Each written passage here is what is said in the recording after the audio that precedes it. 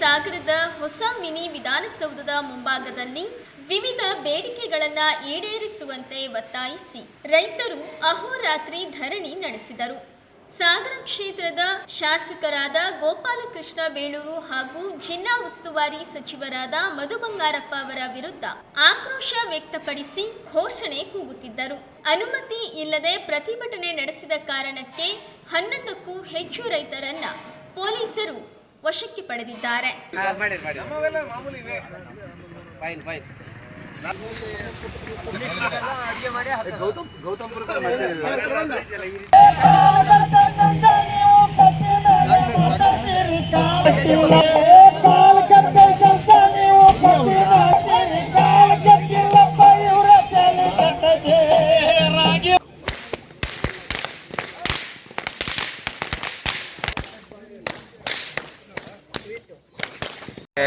ಸುಮಾರು 3 ವರ್ಷಗಳಿಂದ ನಿರಂತರವಾಗಿ ರೈತಪರ ಜನಪರ ಹೋರಾಟಗಳನ್ನ ಶಿವಮೊಗ್ಗ ಜಿಲ್ಲಾ ರೈತ ಸಂಘ ಮಾಡ್ತಾ ಬಂದಿದೆ.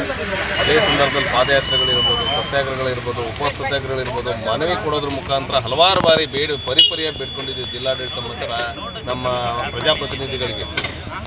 ಆದರೆ ಇದುವರೆಗೂ ಕೂಡ ಯಾವುದೇ ಒಂದು ಸಣ್ಣ ಬೇಡಿಕೆಯೂ ಕೂಡ ಅಂದರೆ ನ್ಯಾಯಯುತವಾಗಿರ್ತಕ್ಕಂಥ ಬೇಡಿಕೆ ಕೂಡ ಈಡೇರಿಸಲಿಕ್ಕೆ ಜನಪ್ರತಿನಿಧಿಗಳಿಗಾಗಲಿಲ್ಲ ಮತ್ತು ಅಧಿಕಾರಿಗಳು 2 ಜನ DC, 2 ಜನ AC, 3-4 ಜನ ತಹಶೀಲ್ದಾರ್ ಕಳೆದ್ರು ಕೂಡ ಸಣ್ಣ ನ್ಯಾಯಯುತವಾದ ಕೆಲಸಗಳನ್ನು ರೈತರದ್ದು ಜನಪರದ್ದು ಮಾಡಿಕೊಡ್ತಾ ಇಲ್ಲ, ಸುಳ್ಳು ಭರವಸೆಗಳನ್ನು ಕೊಡ್ತಾ ಇದ್ದಾರೆ. ಹಾಗಾಗಿ ನಾಳಿನ ನಡೀತಾ ಇರ್ತಕ್ಕಂಥ ಕಾರ್ಯಕ್ರಮ ಯಾವ ಪುರುಷಾರ್ಥಕ್ಕೆ ಅಂತ ಮೊದಲ ಪ್ರಶ್ನೆ.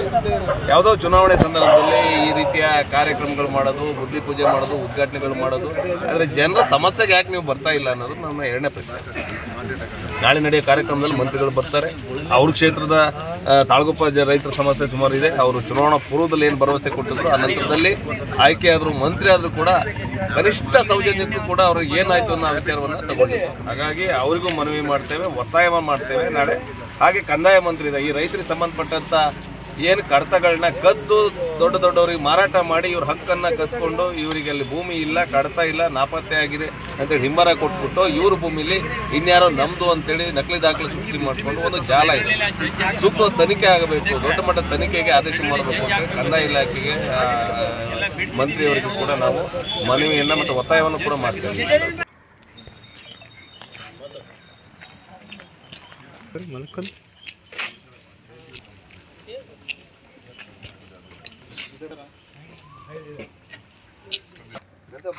ತಾಲೂಕು ಆಡಳಿತ ಏನಾಗಿದೆ?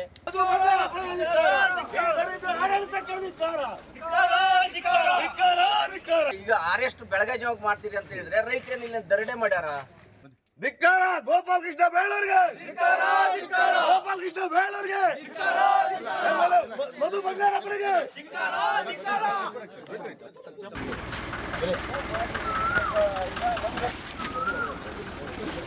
ಏನಾಗುತ್ತೆ ಸರ್? ಏನಾಗಲ್ಲ, ಏನು ಮಾಡಕ್ ಸಾಧ್ಯ?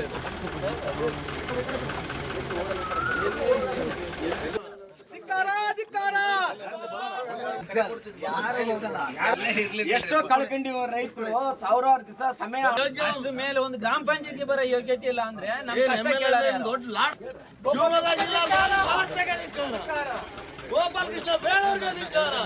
ಪೊಲೀಸ್ ವ್ಯವಸ್ಥೆ ಸತ್ತೋಗಿದೆ. ಯಾರು ಕೂಡ ಜನರ ರಕ್ಷಣೆಗೆ ಇರಲಿಲ್ಲ. ಇವತ್ತು ಅರೆಸ್ಟ್ ಮಾಡಲಿಕ್ಕೆ ಯಾವನೋ ಹೇಲ್ಬರ್ಕ್ ರಾಜಕಾರಣಿ ಹೇಳಿದ ಮಾತು ಕೇಳಿ ಬೆಳಗಿನ ಜಾವ 5 ಗಂಟೆ ಮಲಗಿದವ್ರನ್ನ ಅರೆಸ್ಟ್ ಮಾಡ್ಲಿಕ್ಕೆ ಬಂದಿದ್ದಾರೆ.